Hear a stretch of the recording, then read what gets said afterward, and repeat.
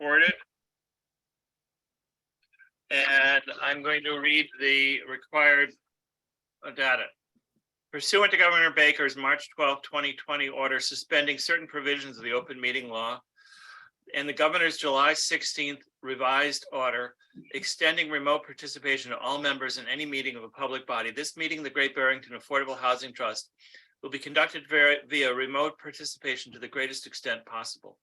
Specific information and the general guidelines for remote participation by members of the meeting and parties with whom a right and requirement to attend this meeting can be found at the town's website. For this meeting, members of the public who wish to listen to the meeting may do so in the following manner. See instructions at the top of the agenda. No in-person attendance of members of the public will be permitted, but every effort will be made to ensure the public can adequately address the proceedings in real time via technological meetings. All votes are to be roll call votes. And attending the meeting electronically are members Garfield Reed, Bill Cook, Joe Method, and myself, Fred Clark, as of right now. So we're going to go ahead and get started. I'm sorry about the September meeting. We canceled the September meeting due to technological problems. I got an email from the IT coordinator the following day that said that we weren't the only ones, that there were a couple of other committees that had issues with scheduling on that. So I apologize for that. There's a lot that we need to talk about as a result.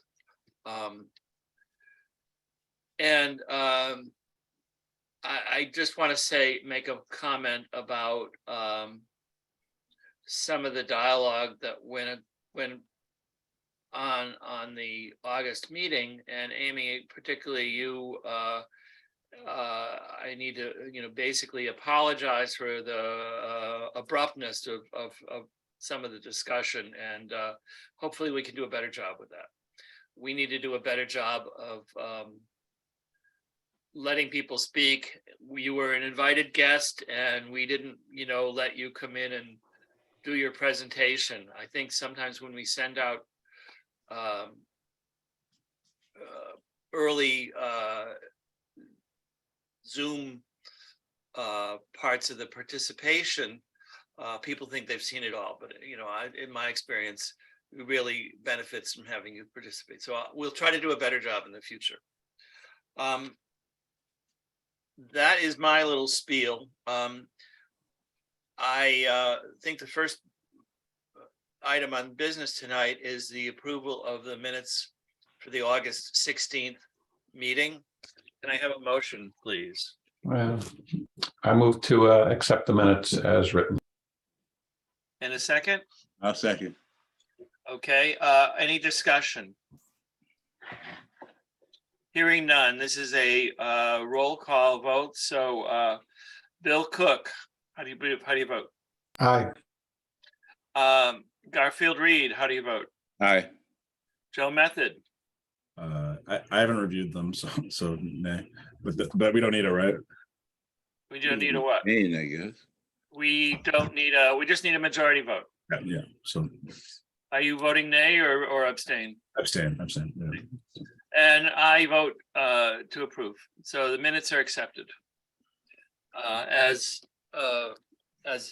issued. There's a lot of things that we need to talk about, and I just want to go briefly over the agenda so that we have an idea. I'd like to end this meeting by 8 o'clock, so there's a lot of stuff coming up.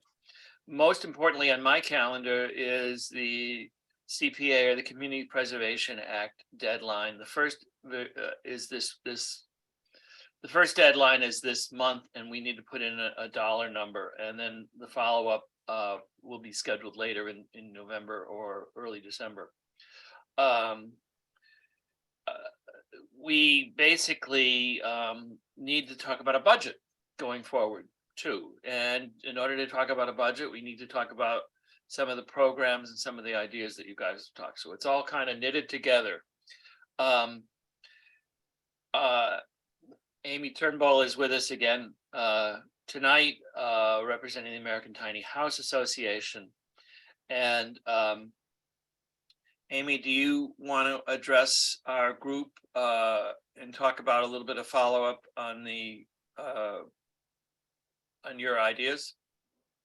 So I think going forward, the best idea would be, and we talked about this in an email, I think, Fred, is to amend the language in what you already have to allow people to have down payments, to include tiny houses as ADUs. I'm not sure you can do that because I know you have to work with the bank. And also, I had thought you needed to get a vote to change that language, but I think you said that you did not. I don't think we have any language that excludes ADUs. Well, in particular, you would have to add language for, I think the best way to set it up with the bank and going forward would be something like an equity loan.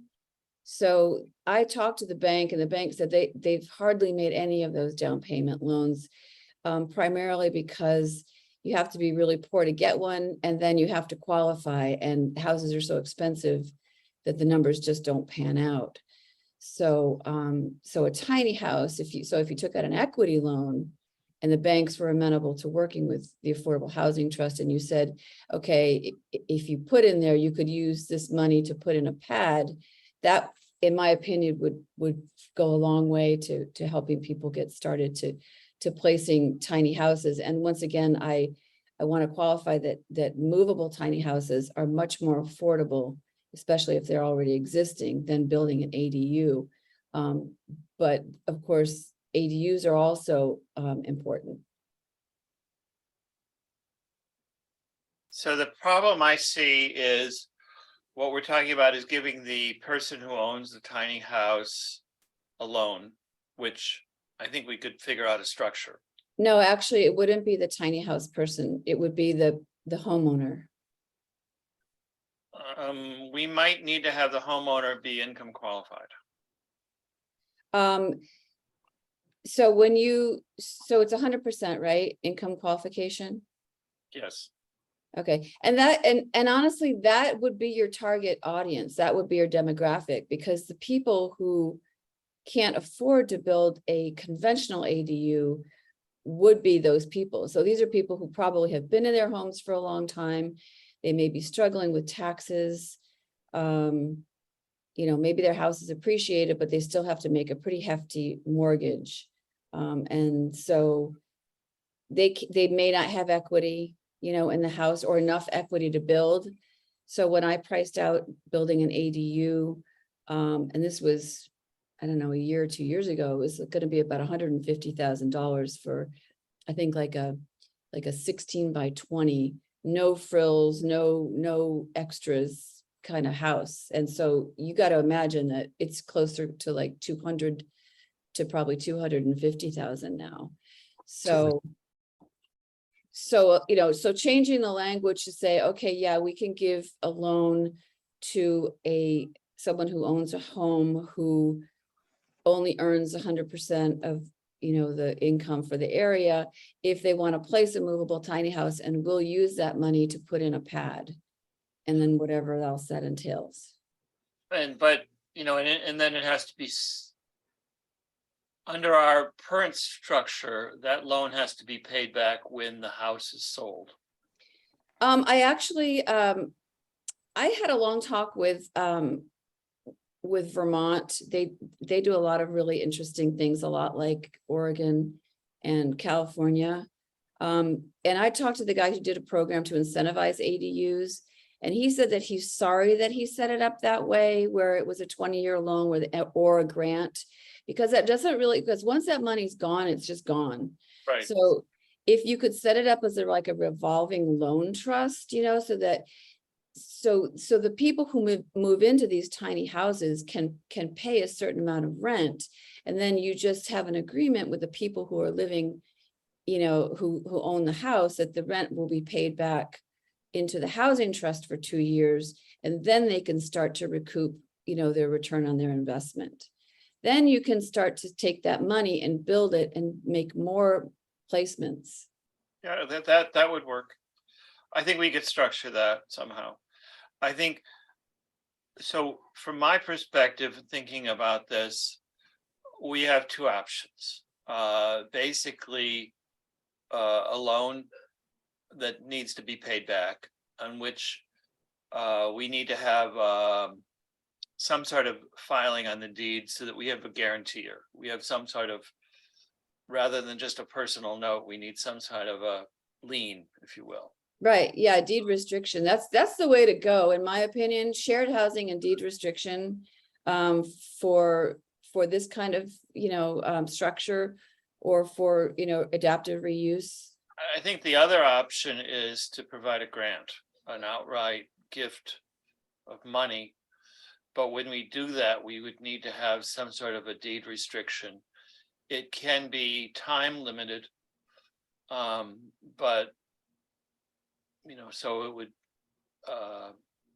sunset, if you will, 10 years down the road, whatever, pick the number you want, 7 years, whatever. The trouble with that is it's not that expensive to put in a pad, so 7 years might be too long. But we could definitely work out those details later. Again, I hesitate with grants. I think that would be great for, if it's a really unique situation. But I really am a fan of having monies in circulation. So if you do a grant and it's spent, it's just gone. Bill, you've worked on this issue. Do you have comments? Yeah, it's really hard to build an ADU, but tiny house on wheels, getting the platform, I think that'd be okay. I don't think that the homeowner would have to be income qualified. They're essentially developing the housing. The person that has tiny house would have to be the one that was income qualified. So I don't think we have Well, it to. could be both, actually. It could be both, but it doesn't have to be, I don't think. And I think 25,000 is a good amount to create something like that.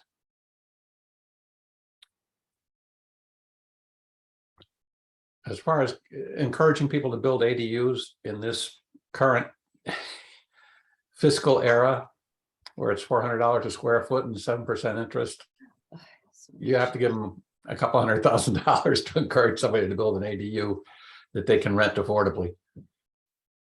But for this tiny house on wheels thing, I think it has potential. I scoped out your property, Bill. Oh, yeah.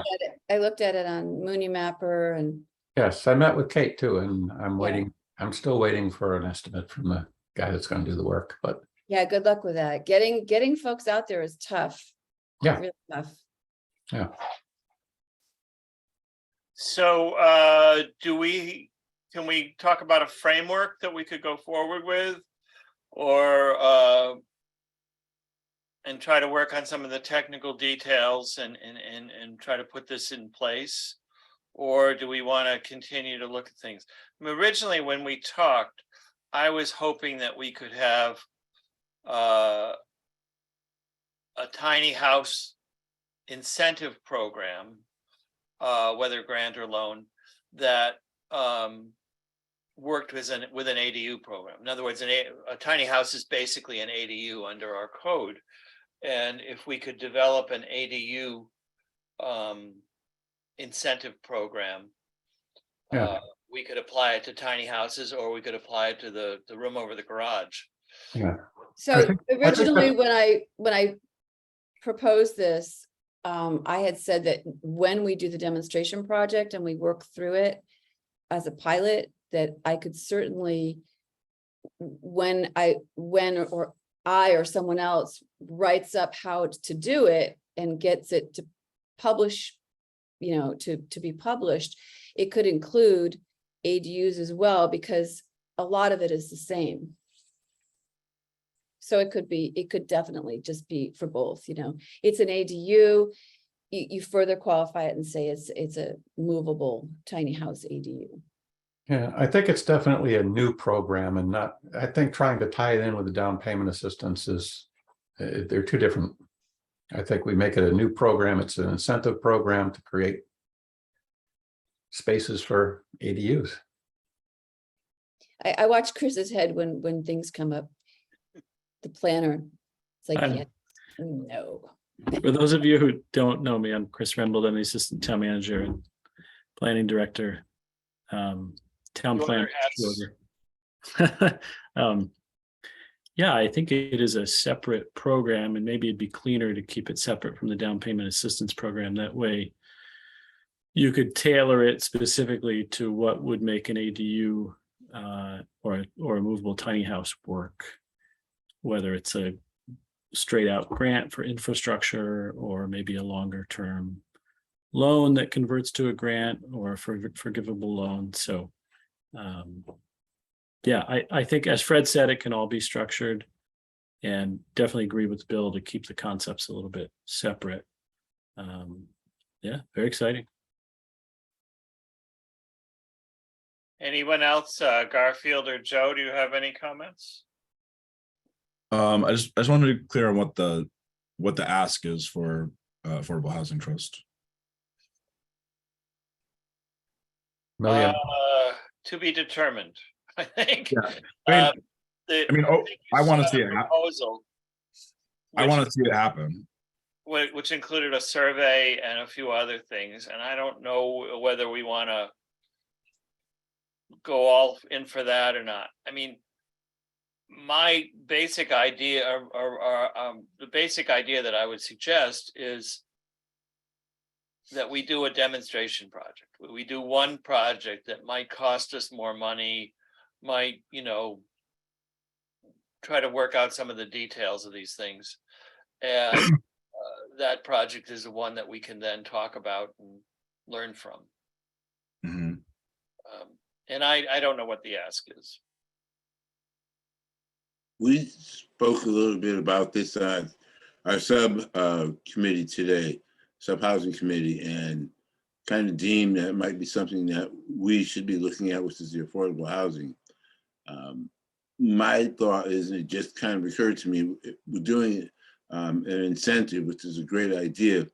Are we using our monies, and what will it do to our monies as far as us maybe trying to use it elsewhere after we've sunk some money into this program?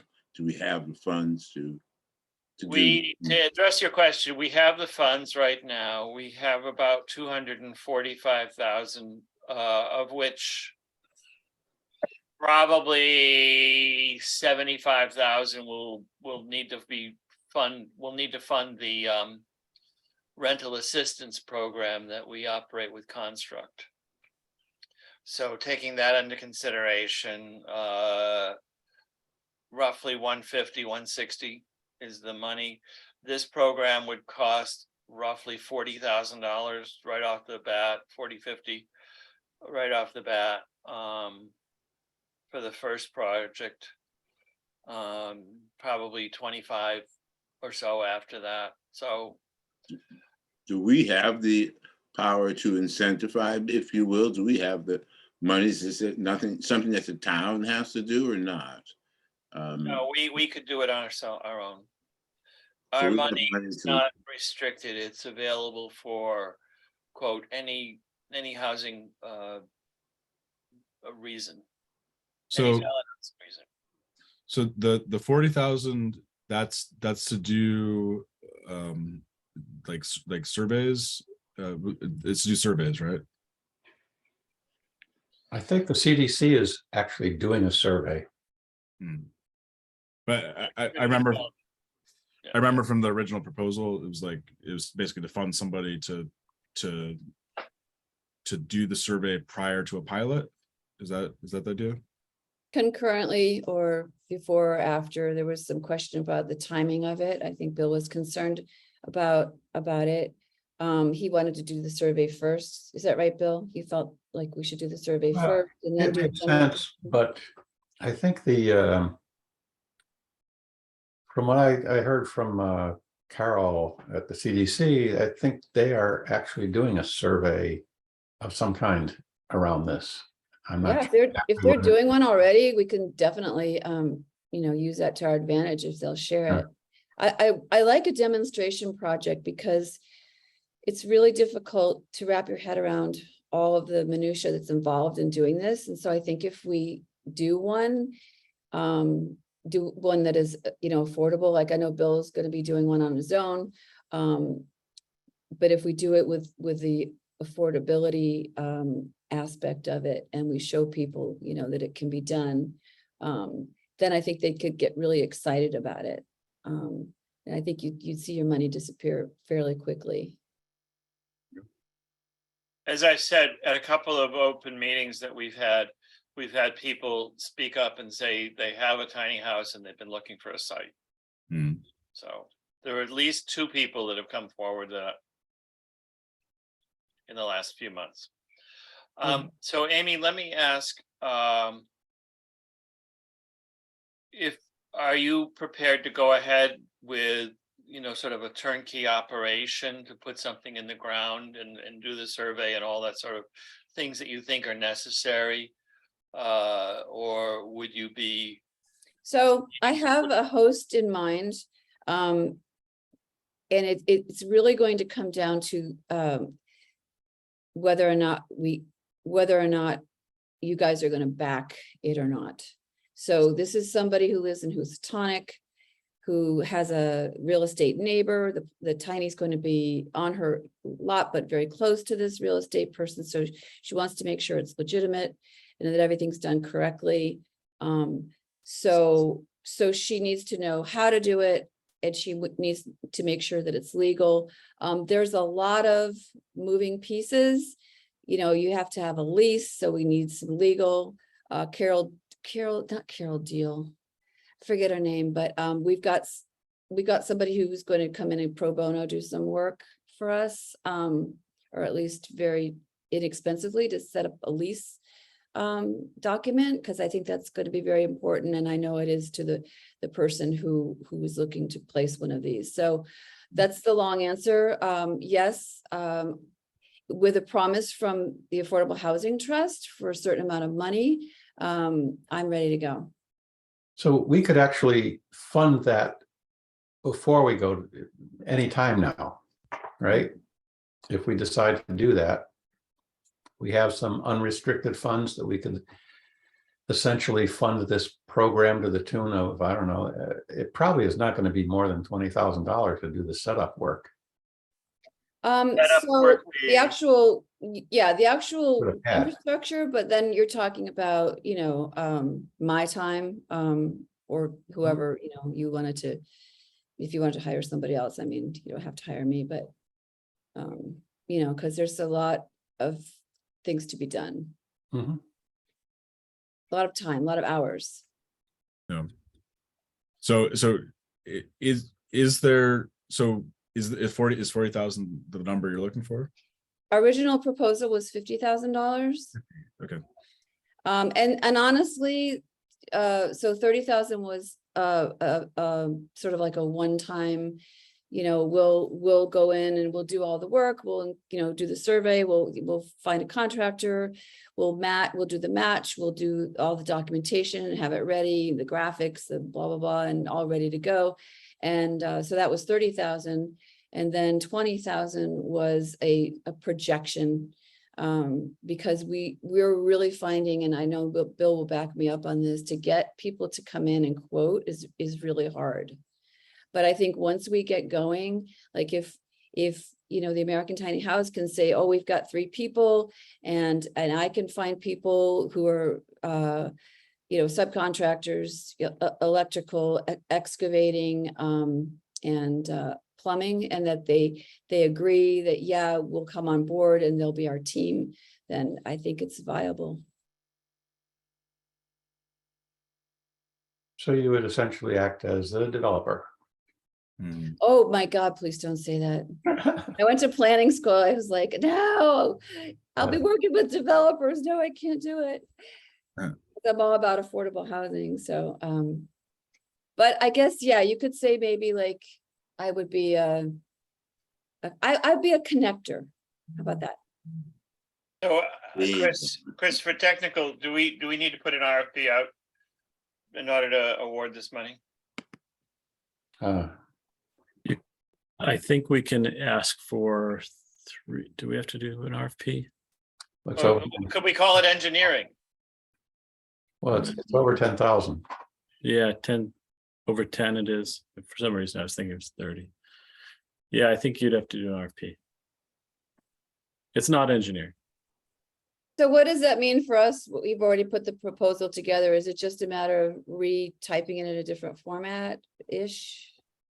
Ish, yes. Okay. I think with our feedback, I mean, because I'm not all that crazy about spending a lot of money on a survey. I want basically a demonstration. I mean, what I would see is a demonstration project and one that deals with all of these kinds of things. In the end of the day, we want a product. The products could be the documents that we can, use going forward. They could be, from the state or from another town, adapted to us. The lease document that we can then provide to the owner of the land to use as a template. They'd have to have their own lawyer look at it, but as a template. And what's important to me is at the end of the day, we actually build a project and we don't end up just doing documents that we put on a shelf. Hmm. Yeah. So I think that's what we would be asking for. My feeling is once we've done this and perhaps had a chance to talk about it and publicize it, then we can do a survey to see how successful that publication is, how much it's gotten out into the marketplace. Well, I think once we do it, if we just get people who, I don't think you need a survey. I think you just need to know who's applying. You'll just see people apply. Because the survey is going to already be done. I mean, I guess the point of the survey, I feel the most important part of the survey would be how many people can actually cite these, because you're restricted by setbacks. So you've got a front setback and a side setback. And the best place to put these tiny houses is on existing lots in town, on town water and sewer. But you've got some restrictions there. So that was going to be part of the survey, where I would look at like GIS data, measure some lots, and the survey part of it was walking around and doing some visual field work, which I am familiar with doing when I worked for AmeriCorps, for NeighborWorks. They did a community survey. So Honestly, I don't see the benefit for us. well, see because that you we're got to gonna be know able to how do- many you can build. So Well, we can only really substantially do a couple of these a year. oh, and- okay, well, well, that would become a resource though. I mean, it wouldn't necessarily just be for us. It would be for yeah, you regional. you can make a website that would have the information that you could then, there's also this idea of pushing the information, like emailing people or mailing people and saying, like, did you know you could have an ADU on your property? I think the other way to look at it is to say, you can build an ADU on your property. Here are the qualifications, for zoning. We can check your property on a case-by-case basis. Yeah, I mean, you might have something where, like, even if you couldn't fund it, if you ran out of money, you could still say, like, you're still going to get rent on your property. It makes no sense to me to survey 90% of the people who aren't going to be interested in doing this. Well, is the meaning of the word survey here like looking around, not just you're saying that you'd actually like look at maps and stuff as part of a survey, right? Well, I would. Yeah. But I think if Fred's saying that we only have so much money available, it's a moot point. I Yeah, think so. I think really what we're looking for is people who are willing to do it. There's probably a lot of lots in town that you can actually put a tiny house on wheels within the setbacks and everything. But I think the harder thing is finding someone that wants a tiny house on wheels in their yard. I mean, if you can build a garage, you can build a tiny house. Yeah, I mean, where I live in Housatonic, it's 10-foot side yards, 10-foot rear yard setbacks. So And even on a 1/4 acre lot, you know, you don't get anywhere near close to percentage of lot coverage or any of those kind of restrictors. So the people that I have surveyed informally, the people who really want them are the people who are not tied to town sewer and water. But I'm having a real heck of a time with that. Because there's much more trenching. And then you might have some really old houses that need like new electric panels. The line to run the water is hugely long, you know, the people who want to live in a tiny house want to live far back away from the house, you know, so it's all about cost. And then there was the issue of, I talked to the Board of Health, and it's legal to put in a composting toilet, but no one's done it. So I think what we should do is try to do a town project that's easier and cheaper, and then maybe at some point branch out for people who would want to do it, you know, that are off grid. Does anyone else want to speak? Ms. Forrest, do you have anything that you'd like to contribute?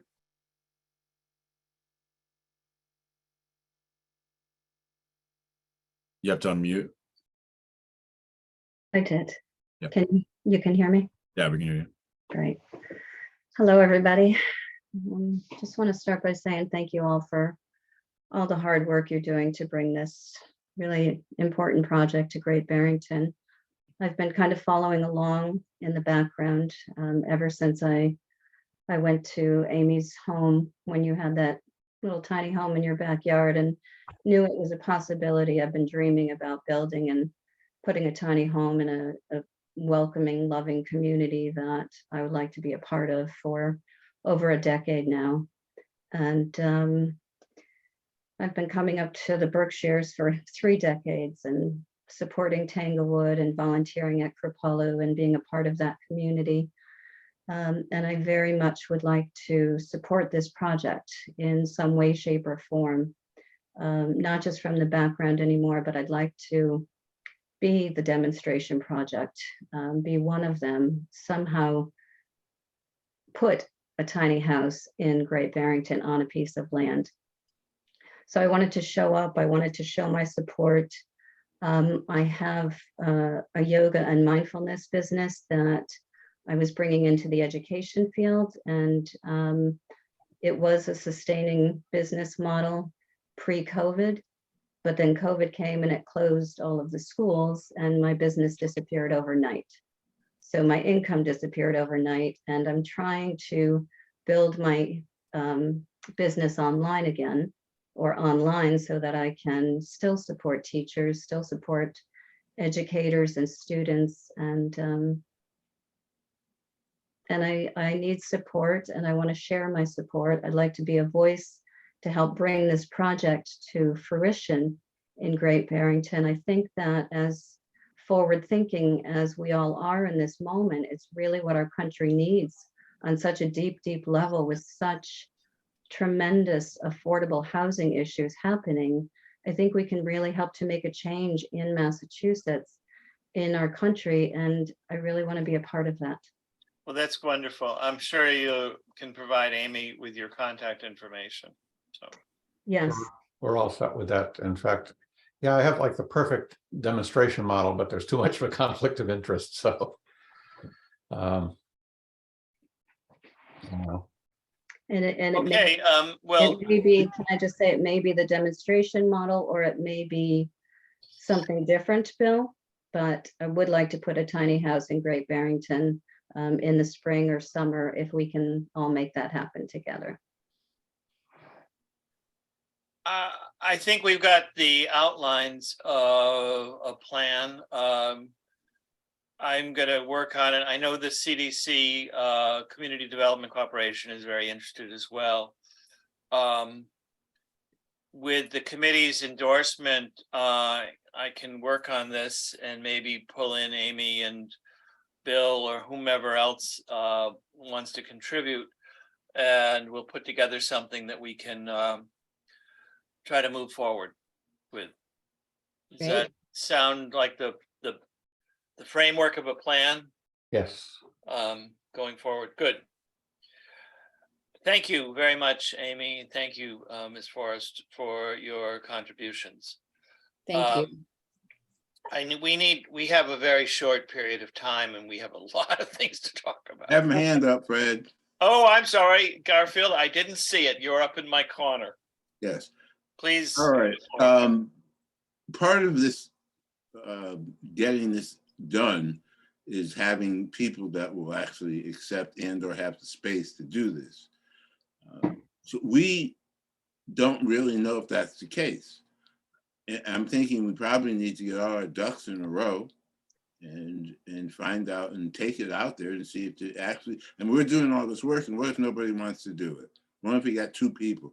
Two people is better than no people, I understand. But geez, it'd be nice to know that it's wanted other than us. Well, Perhaps anecdotally, we know it's wanted, but that's, it's not Anecdotally, really but- a number of people. Right. Maybe we could put an ad in the shopper's guide or something and say, if this was the case or something like that. I'm thinking the same thing, truthfully, Bill, but I think we should have everything that's possible that we're thinking entered into this so everyone could see it, have a clearer understanding. But I agree. I think it needs to be, and I think Joe said something as well. We need to put it out there some degree. Well, I Well- think it's important if you're gonna put it out there that you have made the commitment to make the funding, because Absolutely. it takes money to to get people interested. It's gonna, yeah, because the people who want to put in tiny houses and the people who would benefit from having them don't have, number one, information on how to do it, and they don't have the money to do it. So, I've been on Facebook many times, and the interest is there. So I think we just have to get together, like Fred said, come up with some hard numbers and structure and go forward on a demonstration project. And I do believe there may be just a few. If we can make it a revolving loan fund, maybe there'll be more over the next couple of years. And I know that the Sustainability Committee talked about a regional effort. So, it's not just Great Barrington. Stockbridge is looking at us, Egremont looking at us. We've had some meetings with some affordable housing people there, and people are ready to see it. They're ready for a new model, like Kate said, and I think this is it. I suppose we should have a program before we start marketing a program. Yeah, Yes. Absolutely. Okay. Good idea. I think that we need to get something going. Can I just say one more thing? Yeah, of Just a course. thought that I was thinking that in a read somewhere, isn't it the case, and I don't know if that would be a problem, but people don't really stay in these homes very long before they're moving out, and they'd be left They- empty perhaps, or not? Well, typically the 3 or 4 the years. or trend something? is about 3 to 5 years. They're, honestly, they are houses on trailers. They are not RVs. They're not that lightweight. They are a little hard to slop around, all over the country, and the wear and tear is a lot. They sit for about 3 to 5 years, like I said. So, and it doesn't really matter, because once you have the pad, the benefit is really, it's a dual benefit. It's for the people who are getting income. So it's for people in Great Barrington who need to help pay for their taxes and whatnot. And so what would happen is you'd have a lease, the lease would be up, the payments have been made, and then somebody new comes in and you just start over again. Yes. In theory, that would be the way it would work, yes. Well, we did it, up in Santa Okay. Rosa.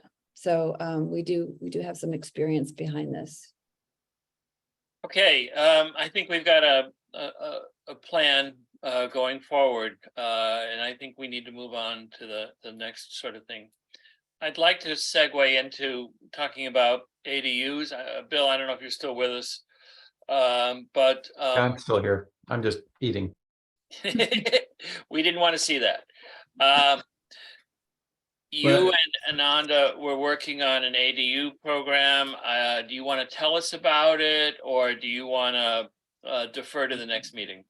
What we sort of discovered is that it's just, the payback is just too long a time. It's to build something right now at $400 a square foot and 7% interest, even if you get a home equity loan to build it, it's just, uh, you can't build very much. I don't think anybody's going to want to take that jump. That's kind of the conclusion I came to, is that I don't think we're going to get anybody that wants to build an ADU right in the next couple of years for sure. That's sort of where we ended, I think. But what if you had some space like a garage or something that you could convert?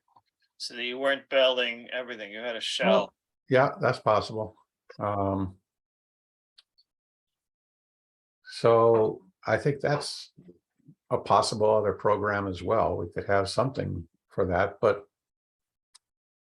you know, $25,000, even if you already have a shell, isn't going to go very far these days. And Or you have a big Homeowner. house and you want to convert it into a 2-family, yeah, kitchen, bathroom. yeah, you could do that, I suppose. It's, I don't know, just if I had a 1-family and wanted to convert it to a 2-family, I don't think I'd choose to do it anytime in the next couple of years. Only just because of the cost of everything and the interest rates at this point. Even with rents at $1,500 a month and Yeah. Yeah. even if the town did a tax deferral on the added value. Okay, now you're talking. Mhm. Chris tells me it's fairly inexpensive to do like a 5 or 10-year tax deferral. Okay, Only on the added value, not on the whole house. right. Let's say your house is worth, pick a number, 300,000. The assessor comes in and says, now you have a 2-family, it's worth 450,000. Yeah. They want you to pay taxes on an additional 150,000. Theoretically, Provincetown did it as a model. It takes an action of the state legislature and the town meeting to go for, and select board to go forward, but theoretically it's possible to do that. And Yeah, if you actually run the numbers, it's not terrible. okay. So that could be But another it's- program, It's something we have to get involved with the political part of it. right? So We probably ought to do. is there any reason not to do that? No, Well, it's a lot of work. But I mean, like if no one takes us up on it, then you don't spend any money, then you don't lose revenue. And if people take it up, then the incentive's working. right. Sure, but it's a lot of work to put that together. We need to do a little bit more research and copy the Provincetown model and see what they did and how that's structured. Get a copy of those documents, which we can do. We have that, no need for the trust to put this on your to-do list. I think that'll move independent of your efforts here tonight. Okay, Okay, Right. So planning board is just gonna Planning and the select board planning subcommittee and the select board are all aware of this. so like basically coming soon to town meeting. I hope for next spring, yes, well, you're talking about the tax deferral only. correct. Yeah, just Yeah. that piece of it, like it just seems like it just makes sense. Just do it. yeah. I mean, I think that would help make the thing possible. It might actually encourage somebody to do it. It's worth, thinking about the ADU, maybe it costs too much to build an ADU right now. And maybe somebody does have a shell of a garage that they can convert into an affordable ADU.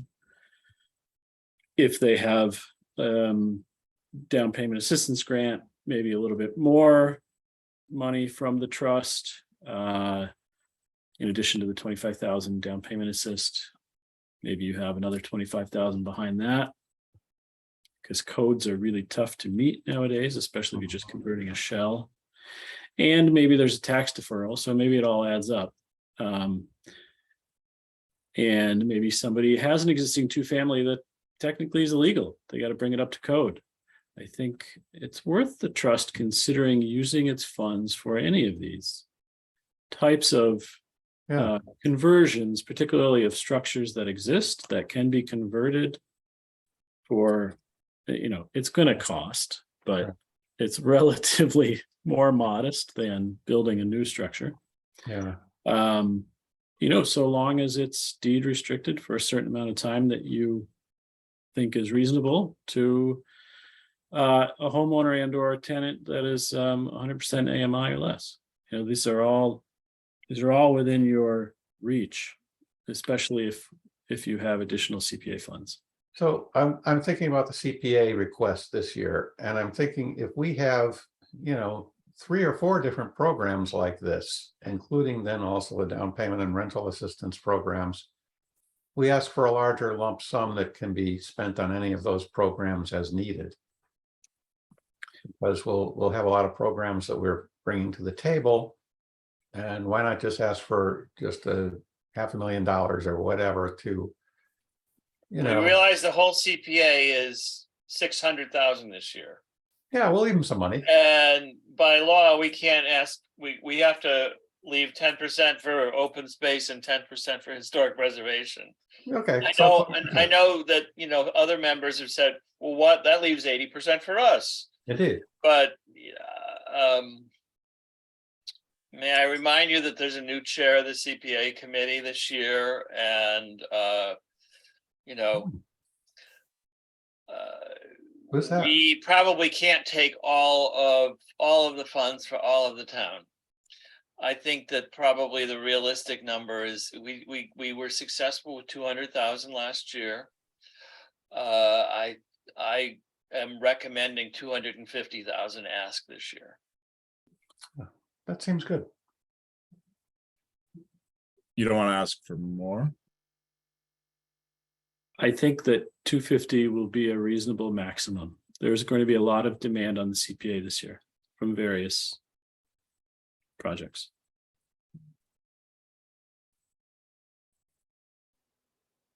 So if we have a bunch of programs, we ask for 250,000 for all these various things, whichever comes up. I think that's a reasonable ask. But, we need to demonstrate some of these projects, just like the tiny house. We need to do 1 or 2 or whatever. Right. And we're talking $50,000 for each of these kinds of things for the first, first 1 or 2. So we are able to, the rental assistance has slowed down. It's no longer $100,000. It's more like 50,000, 75,000. The down payment assistance program for, existing single family houses is basically evaporated. We've had no requests at all for 6 months. Yeah. Or longer. We'd have to up So- our loan to 100 grand. Even then, it would be very difficult. Yeah. But, I mean, it is. The problem is how long it takes to act on real estate. Anything that's under 400,000 gets snapped up right now. In any kind of a decent condition. Anyway. So is it the committee's desire that we work towards developing an ADU grant loan / incentive program? Yeah, I go along with that. I mean, so I don't know off the top of my head, but I mean, is there evidence that they work well? I mean, it's not. No. There is not. You said. Well, there's no evidence that they work well or not. They might, Well, it's anecdotal yeah. It's only anecdotal. Yeah, there's really no data. because it's two-sided. It creates an affordable housing unit, so that didn't exist before.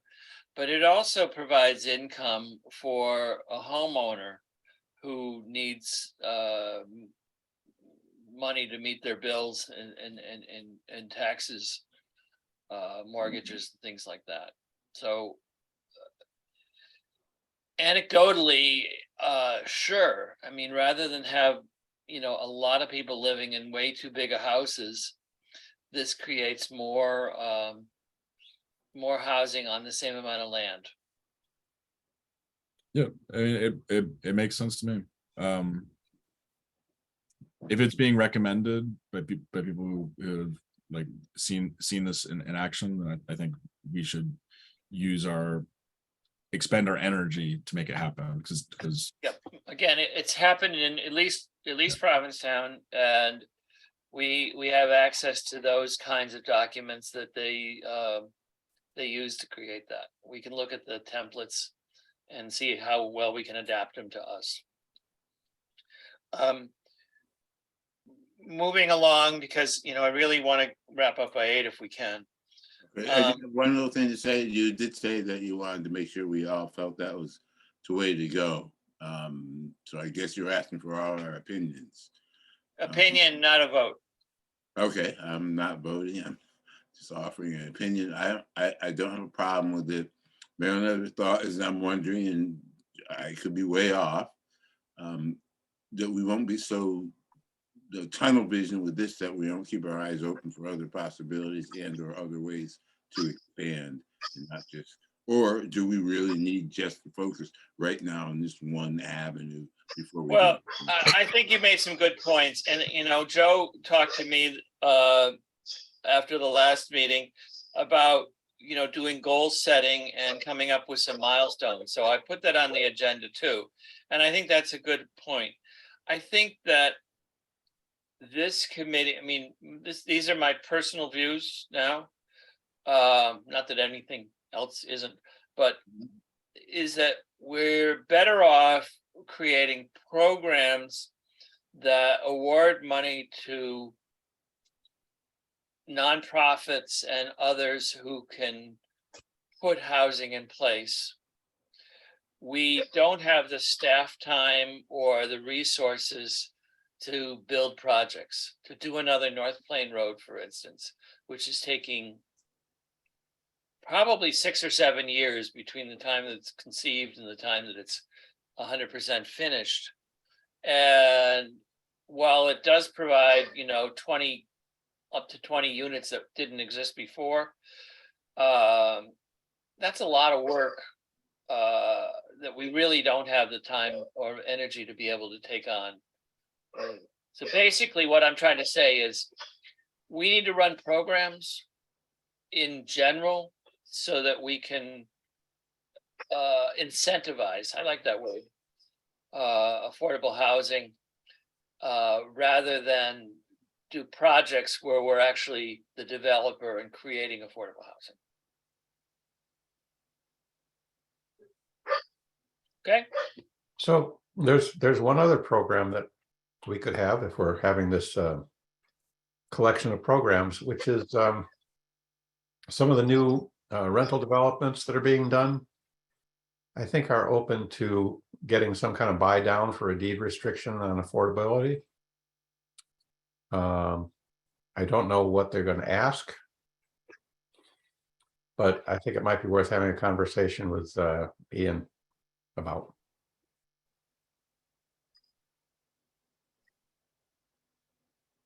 Keep some of those buildings in the Mahawi block some of those apartments affordable in the Mahawi block.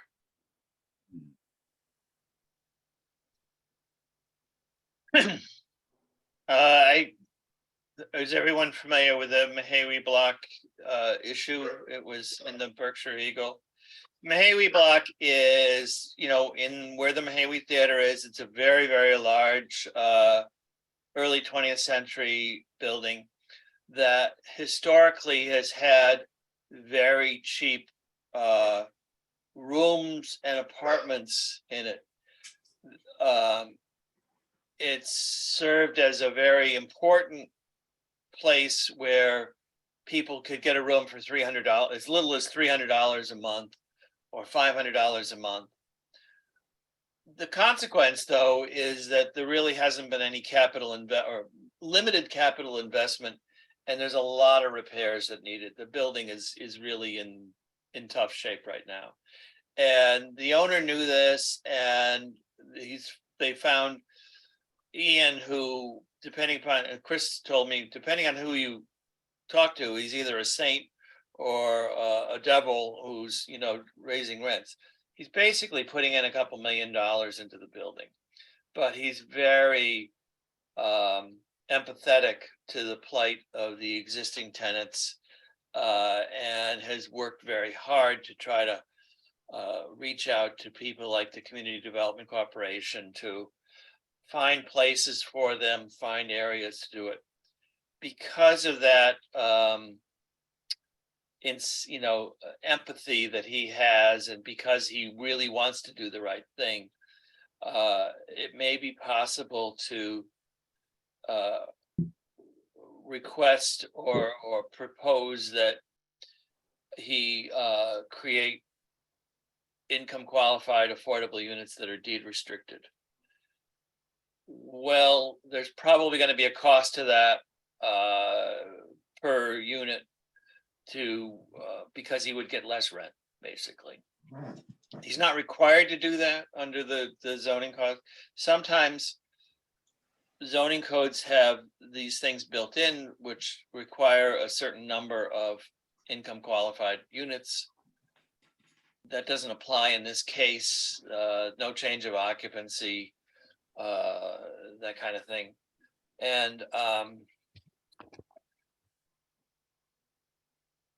we could possibly buy deed restrictions. I don't know what the marketplace would, value that is. I suspect it's fairly pricey.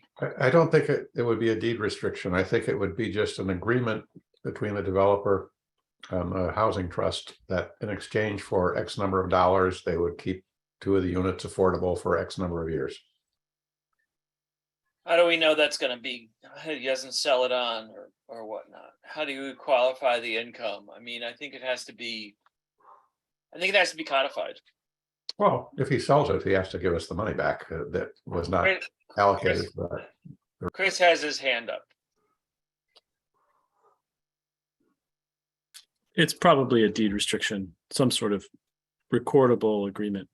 But this is relative to what I was saying earlier, and also kind of takes off on what Garfield said, not to get, definitely to focus on things like the ADU program and other things, and making those work, but not lose sight of other ways to get affordable housing throughout town, whether it's building out a shell of a garage, converting it into a 2-family, buying an existing 2-family, or at least the affordability for a 2-family. And in this case, you have multifamily projects where, an infusion of grant funds from the trust could, get the rents down to an affordable level, at least for a few units. So it's the same sort of thing. Getting the trust funds out there for a variety of projects to make affordable units happen. What is the cost of doing it? It's expensive. It's not 20,000 here, 30,000 there. It's 100,000 per unit gained, at least. It depends on how far down you want to drive the income qualification. And how much work has to be done to that single family, 2-family, multifamily property. If it's going to take a lot of work and you want to drive it down so it's affordable to somebody who makes 60% of the area median income, then there will have to be a lot of grant funds involved. And or if it's a long-term restriction. If it's a short-term restriction, just at 100%, so that the residents are just at 100% of area median income, maybe you're talking 50, 75, 100,000 per unit, but it's a lot of money per unit. And that's the market. Rent. That's we the pay market. the rent with $50,000. Yeah, that's the marketplace we're operating in currently. And it goes to Amy's previous arguments that a movable tiny house is a lot cheaper, harder to do, but a lot cheaper. Well, I think we need to be open to all these strategies if we can be. Well, and the economics of it, I'm very unsure about. And I for myself, I just want to, between now and next meeting, I'll try to just educate myself on it. But it seems like one difference is that when you're securing a affordable unit and paying to secure it, you haven't actually increased the housing supply. You're subsidizing 2 units that were already going to get built. Correct. You're increasing affordable housing, but not housing in general. Right. And so I just don't know. I don't have a good intuition about like which is more effective. It's just that I know that if you got two more ADUs, then those would definitely be affordable, and you could sort of not care about, and you would also have the supply effect of those 2 market rate units. So- Sure. And to Chris's point about the cost, you only have to look at the condo apartments over the co-op to see what the marketplace is willing to pay right now for some of these units. Mhm. It's very desirable. So, I think we can keep an open mind. My sense is that it's going to be a little more money than we have available. Yeah. And a little bit more time than we have available. But I think, and we're gonna have this conversation about goals, but like to me, also just the idea of like spending $100,000 to get 1 unit, it's not very attractive to me, because what's more attractive is to start something that like is like kindling for something else. So.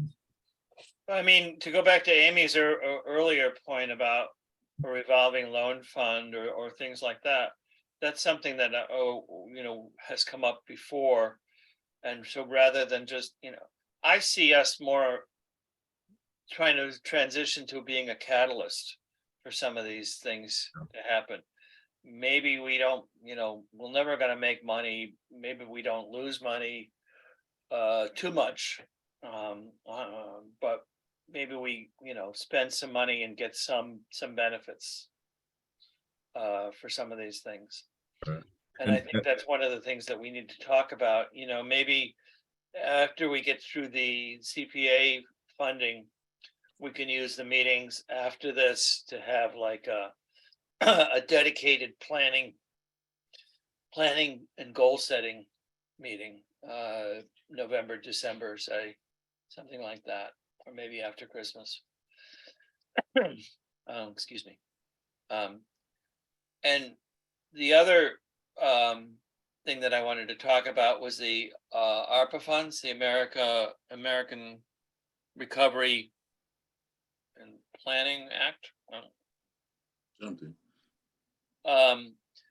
As you know, we have requested funds from the ARPA funds. We wrote a letter, or I wrote a letter that asked for $500,000 from the town's allocation.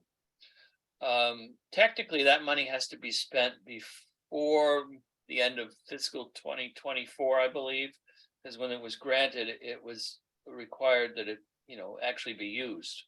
Granted by 24, spent by 26. Okay, well, some of these we probably, with all the programs we're talking about right now, we wouldn't have any problem spending it. We may have a cash contribution that we need to make for if we're successful with the MassWorks grant. The MassWorks grant has to do with the infrastructure for our development with Habitat on the North Plain Road site. I believe that if we have applied for several $1 million from the state for the infrastructure, meaning roads, sewer, water, and drainage, site grading for our 19 homes that we're building there. And I believe, Chris, does that have a 10% match or an in-kind, or can we do in-kind? I mean, Yeah, we applied for 3.2 million. We included a 10% contingency, so 320,000. And we said that would come from some local source.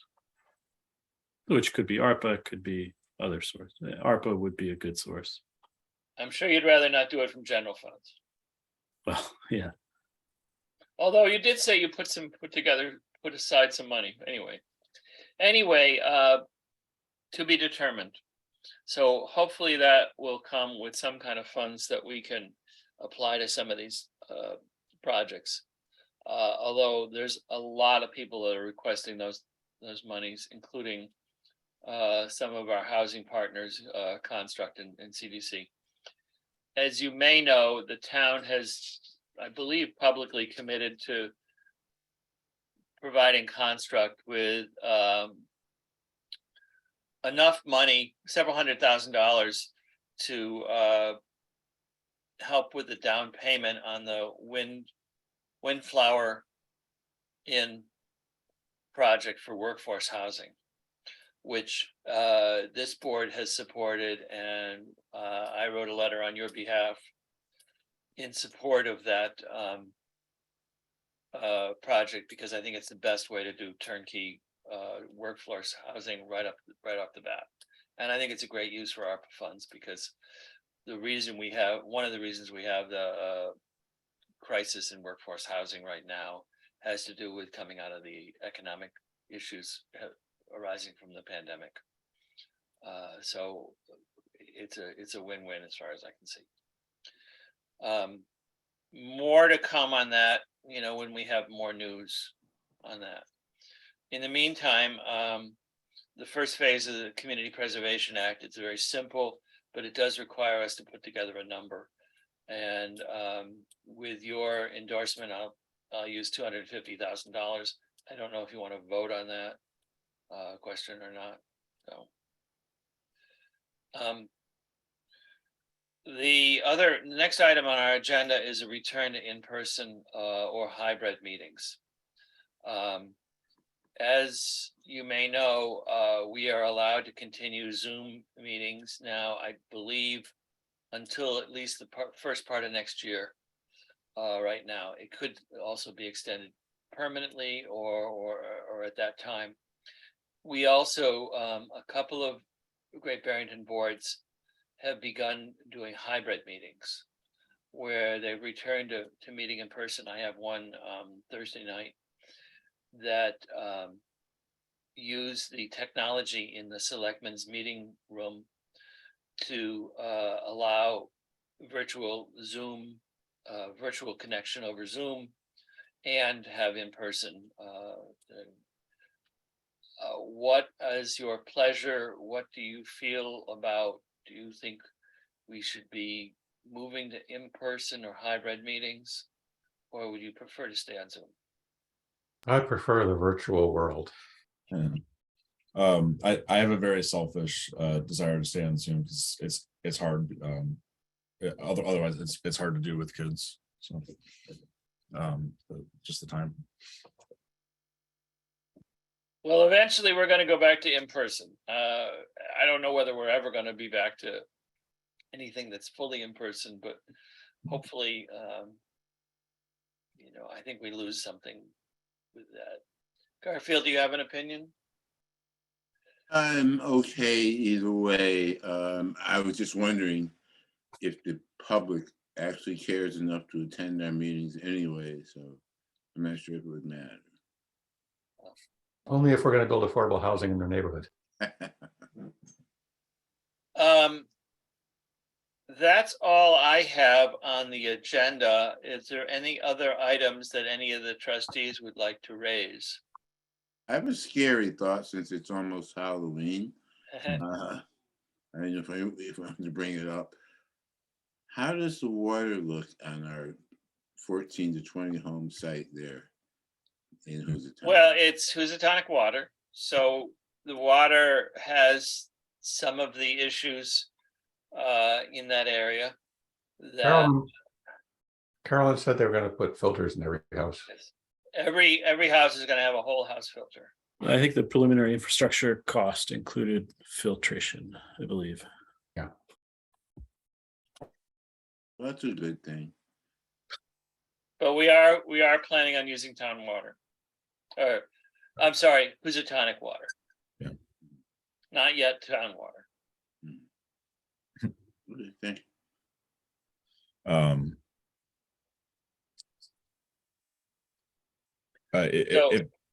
Go ahead. No, I don't have any.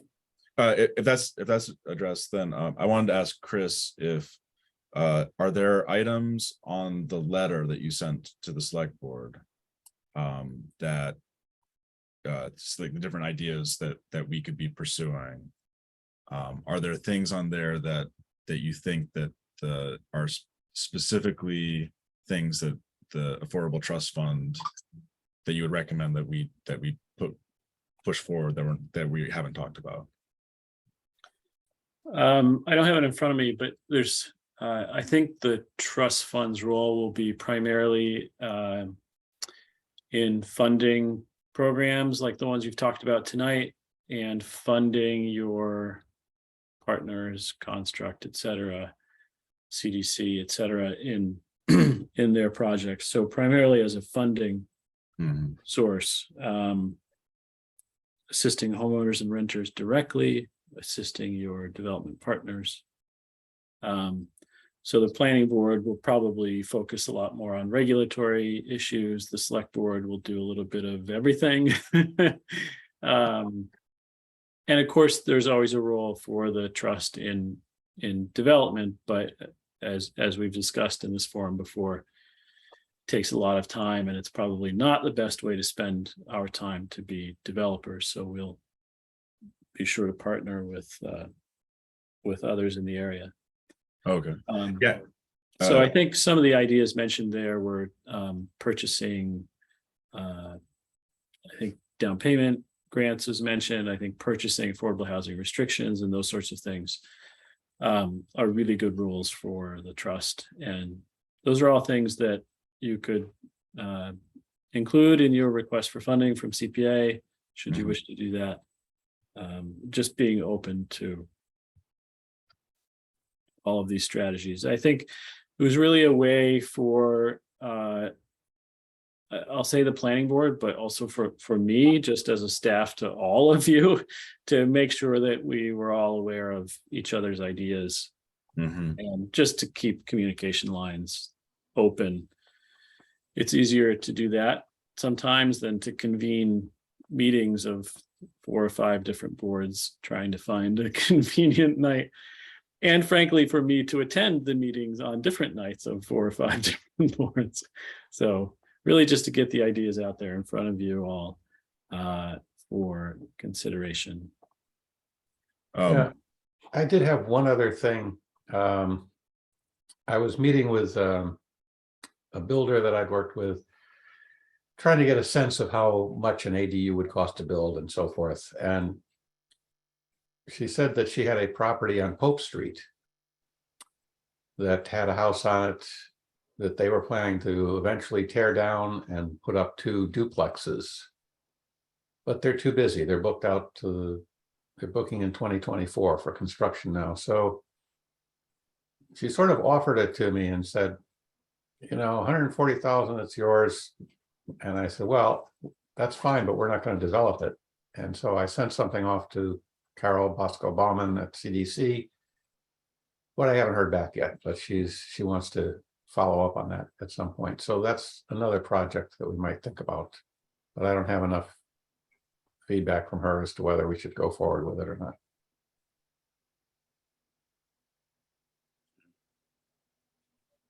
But it could be 2 duplexes or a 3-bedroom house and a duplex on that lot.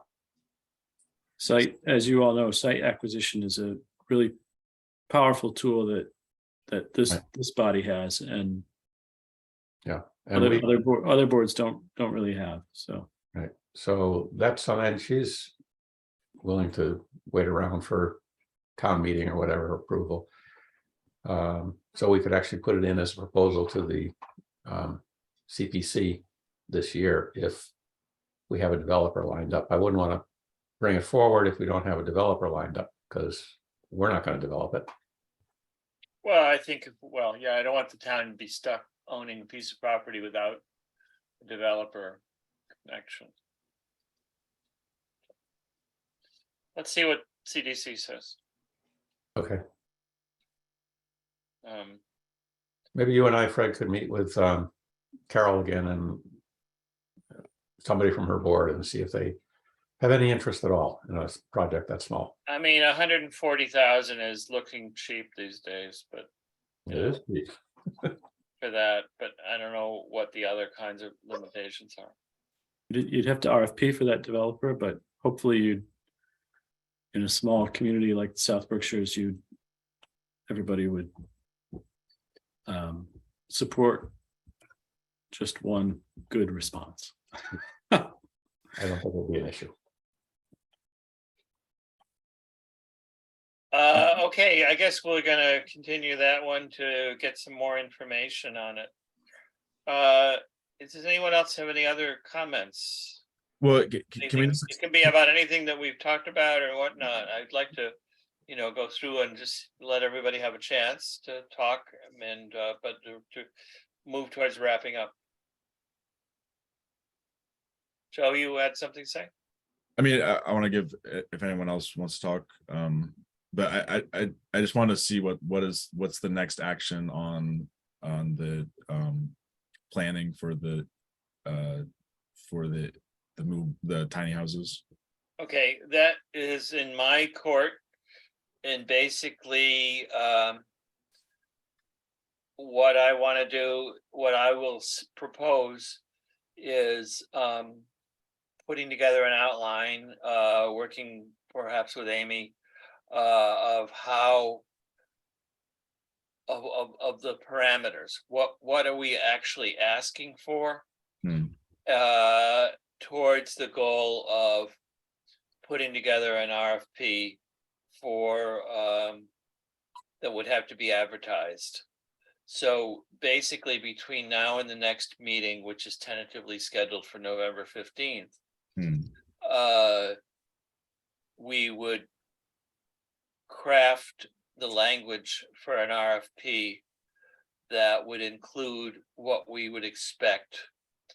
That RFP language would then be brought back to the committee for a vote and with a budget number as a placeholder, let's call it, or whatnot. And we would then vote on that and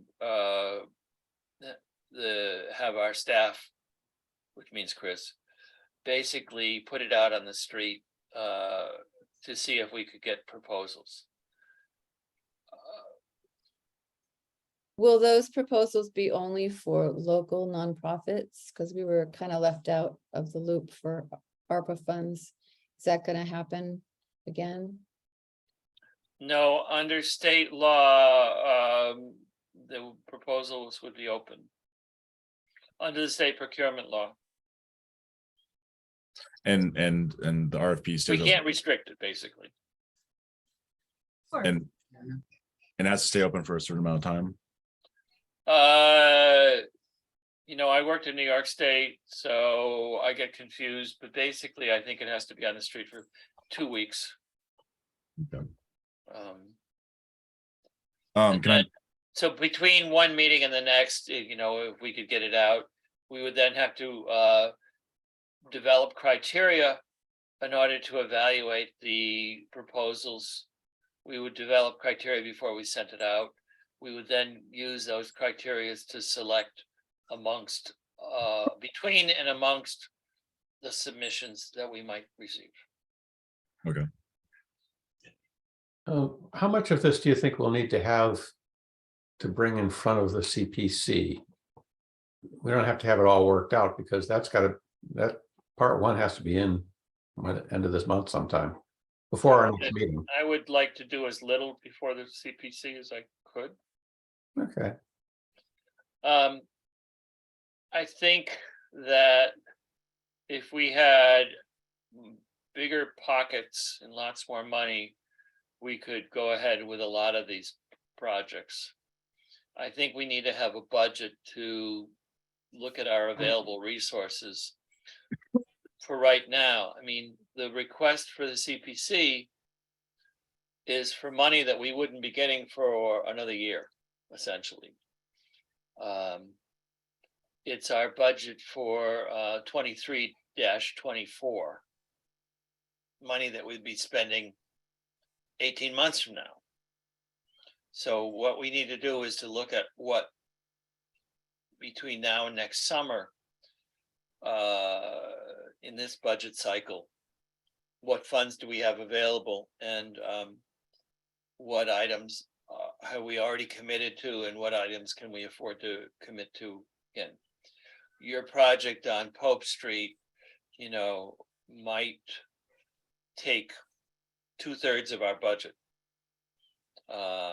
If we're talking about having it all up front. Or it might, have to be delayed till the next budget cycle.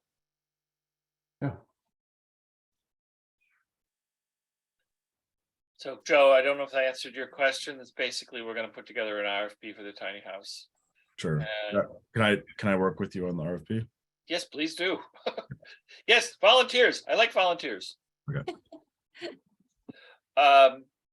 And after that, I'm gonna try to get some of the templates for the ADU incentive program that have been used by other towns. That's great. That's too much work. Is there anyone else who has a comment? Any members of the audience who would like to speak? Any media who would like to speak? Please make yourself known, and you could be recognized. I'd like to speak. Yes, briefly, please. Yeah, I just want to say if I can support this project in any way, Fred or Joe, as you're doing the RFP or anything, writing anything, Yeah. somebody reach out to me, please. I'd be honored to support. Thank you. Can you put your contact information in the chat, or my email is included on the town, I think on the town website, or send it through to Chris Rembold. And Chris will get it to me. Okay, great, thank you. Without objection, I'd like to adjourn the meeting. The next meeting is scheduled for November 15th at 6:30 p.m. Again, via Zoom or by hybrid. Without objection, good night, everybody. Good Thank you meeting. for all your help. Good meeting.